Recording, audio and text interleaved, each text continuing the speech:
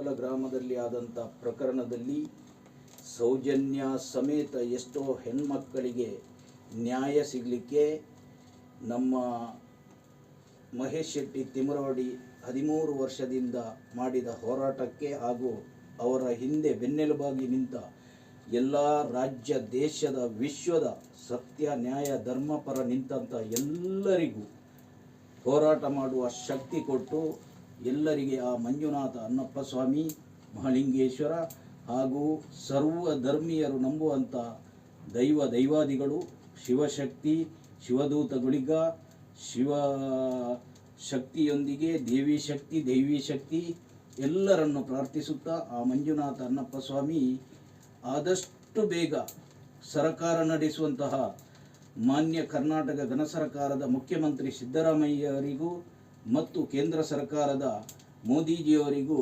ಒಳ್ಳೆಯ ಮನಸ್ಸು ಕೊಟ್ಟು ನ್ಯಾಯಪರ ನಿಂತು ಸೌಜನ್ಯ ಹಾಗೂ ಎಷ್ಟೋ ಅಮಾಯಕರ ಅಸಹಜ ಸಾವಿಗೆ ಕಾರಣರಾದ ಅವರ ಮನೆಯವರಿಗೆ ನೊಂದವರಿಗೆ ನ್ಯಾಯ ಒದಗಿಸಿಕೊಡಲಿಕ್ಕೆ ಸಂಪೂರ್ಣ ನಾವೆಲ್ಲರ ಪರವಾಗಿ ನಾನು ಪ್ರಾರ್ಥಿಸ್ತಾ ಇದ್ದೇನೆ.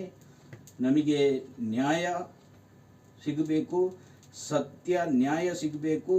ಧರ್ಮಸ್ಥಳ ಕ್ಷೇತ್ರದ ಹೆಸರು ಇಡೀ ವಿಶ್ವದಲ್ಲಿ ಸತ್ಯ ಕಾರ್ಣಿಕ ವಿಶ್ವಾಸಕ್ಕೆ ಮೊದಲ ಹೆಸರು ಬರಬೇಕು. ಕ್ಷೇತ್ರದ ಹೆಸರು ಇಡೀ ವಿಶ್ವದಲ್ಲಿ ಕಂಗೊಳಿಸಬೇಕು.